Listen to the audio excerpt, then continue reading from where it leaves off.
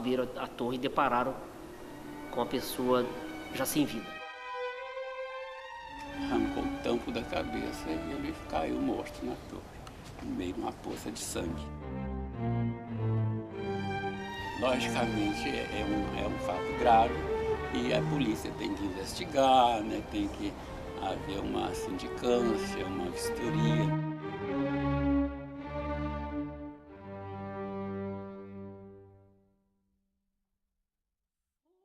Mas quebrou tudo aí, mas não matou ninguém, não machucou ninguém.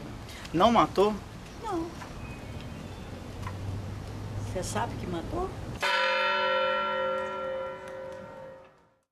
História do Juca Pilão, né? Morreu aqui, assassinado por um sino aqui faz muitos anos. No sábado que antecede esse domingo da procissão do encontro, fazia-se a procissão do depósito da imagem do Senhor dos Passos, que era trazida da matriz aqui para a igreja de São Francisco. Então, segundo a gente ouve dizer, foi nesta procissão que um sineiro ousado, como todos os sineiros de São João del Rei, são muito ousados, muito corajosos em empinar esses sinos, ele estava aqui dobrando o sino grande. Parece que o sino na época chamava-se São Pedro de Alcântara.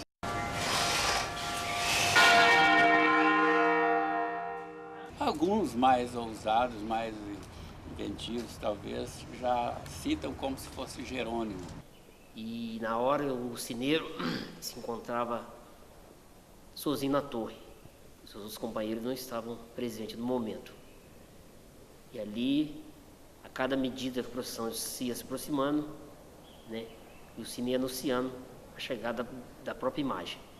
Então foi na aproximação da procissão, da imagem, que o sino desgovernou e voltou ao seu mesmo ponto de repouso. Então, ao dobrar o sino na chegada de uma das procissões, de repente, o pessoal que vinha com a procissão percebeu que o sino descaíra. Descair significa, né, parar de dobrar e balançar ali, parando lentamente as badaladas. Se o sino caiu, alguém colocou o sino lá em cima, certo? Essa é a minha impressão. E as pessoas que se encontravam, os fiéis que se encontravam na procissão, começaram a questionar, a murmurar, perguntando se o próprio sineiro, chamado João Pilão, tinha desmaiado, bebido demais, o que acontecia. Então foi aquele alvoroço durante a procissão. O sino Jerônimo, ele, em um momento, ele desprendeu da parte de cima dele e caiu. Na hora que caiu, atingiu uma pessoa e essa pessoa veio a falecer. Aí passou um certo tempo, eles não desceu lá da torre, eles foram romper a porta da torre, subiu lá e deparou com ele no chão morto. Tem que ver também a escola que o sineiro estudou, né? Porque se ele estudou numa escola e deram o diploma para ele de sineiro, e ele não soube operar o sino e verificar as condições de segurança do sino, então o culpado é o próprio sineiro, aí foi um suicídio.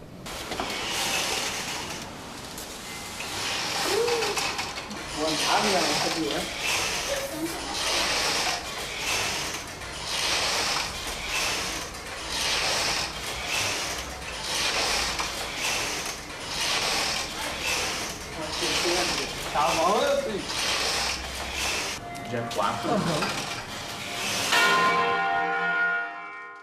O sino, quando ele mata uma pessoa, ele recebe uma condenação. E a condenação que o sino recebe vem na parte que tem influência da parte eclesiástica da igreja. O sino foi a julgamento, né? E o sino foi açoitado, e o sino recebeu a condenação de 10 anos. Aí o sino foi tirado do lugar, cerrado seu corpo e preso a bacia lá na prefeitura, acorrentado. Senhor, tende piedade de nós. Cristo, tende piedade de nós. Senhor, tende piedade de nós. Coitado do sino, cara. O sino foi preso, ficou preso, não podia tocar, foi quase mais de 10 anos que ficou sem tocar. Então a torre foi lacrada, foi fechada. A porta para a torre foi fechada para que ninguém entrasse, não violasse ali o ambiente onde ocorreu o assassinato. Então ficou essa lenda, esse fato ocorrido dentro da cidade, né? Que o sino era um sino assassino. As regras que devem ser cumpridas. E essas normas, essas regras, então, não libertam, pelo contrário, escravizam.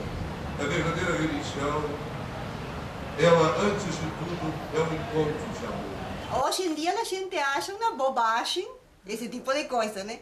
Mas para a época, como atingiu uma pessoa, para ele tinha que dar-se um castigo à coisa, né? Então, se fosse uma pessoa, né, teria um julgamento. Mas ele teve, pior que ele teve um julgamento também, né? Mas quem julgou isso? Com esse acidente do Juca Pilão, né, criou essa lenda de que o sino foi preso, de que o sino foi acorrentado, de que isolaram o sino. Até aí é verdade, o sino foi acorrentado. Você imagina como que você desce com material que precisa de manutenção, é de uma torre. Ele ou é acorrentado ou concorda. Então ele foi, entre aspas, ele foi, por alguns instantes, ele ficou acorrentado. E isso, pelo jeito, foi no século XVIII, começo do XIX. Essa lenda de sino foi nessa ocasião em 1910. E há outras hipóteses de que esse fato teria ocorrido há muitos anos antes. Na década de 90, nós tivemos um acidente com a mesma proporção com a mesma gravidade, né? E teve uma vítima fatal. E não teve essa mítica, não teve essa magia. Pois é, os nomes dos sinos vêm da cerimônia litúrgica, do batismo, da bênção dos sinos. Toda criança, quando é batizada, recebe um nome, né? Então o sino também recebia nome na função do batismo. E normalmente os nomes eram dados de acordo com ou o doador do sino. Por exemplo, tem um sino aqui que chama Daniel. Todos os sinos que são batizados, acontece um incidente que ele mata a pessoa, o sino recebe a condenação, sim, uma punição, que é onde é retirado o seu badalo. Muitas vezes o sino é colocado uma lona preta, significando luto, pelaquela pessoa que falecera, e talvez muitas vezes até acorrentado. Então fica determinado aquele tempo sem ser ele tocado. As pessoas acham que o sino ele é batizado. O sino ele não é batizado, ele é bento. Na sua inauguração, na sua manufatura, quando você coloca ele na torre, ele é bento, vem o padre. Como benze um carro, meu carro, se eu chegar lá com o carro, você pode benzer o carro e tal. Mas daí a batizar é um exagero.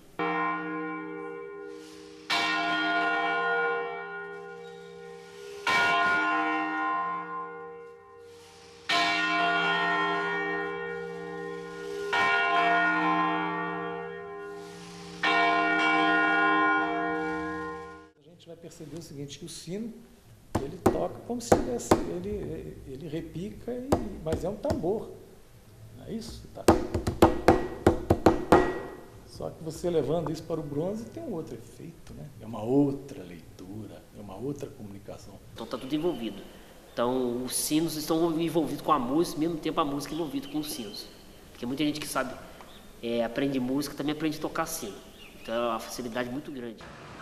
Fácil né não, né? Você tem que entender um pouco de música, pra você poder entender de si. Aí você fica aqui um bom tempo escutando, você repica as coisas e depois você vai aprender a repicar. Hoje nós estamos andando de carro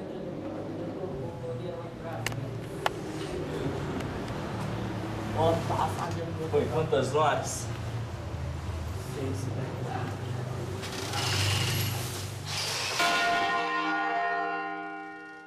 A atividade sineira, ela é uma atividade de um certo risco. Imagina você ficar numa torre com mais de 20 metros de altura, trabalhar, manipular um objeto com mais de 1000 quilos e sem nenhuma proteção, sem nenhum aparato de segurança, é risco. À medida que você botar a mão no sino, você está sujeito a qualquer coisa. Então toda tensão, o respeito diante dos sinos, principalmente os sinos que são batizados, né? Que eu cobro muito dos companheiros, é isso, né? O sino não é um instrumento qualquer.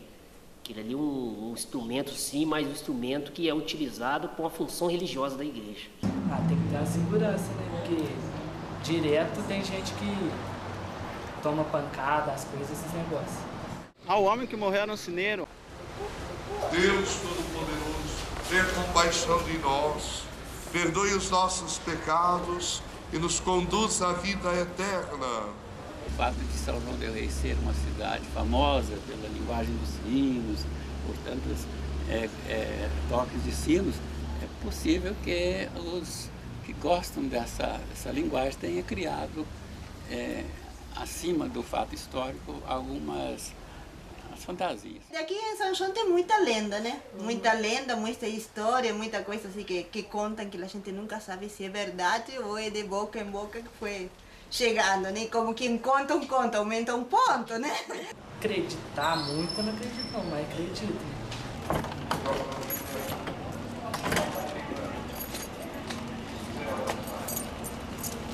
E aí eu procurei, pesquisei, li, busquei, mas não achei nenhuma referência. E é curioso, porque o jornal da época dava as notícias locais, né? Morria fulano de tal, falava, qualquer coisa tinha registro. Essa é mais uma das nossas histórias.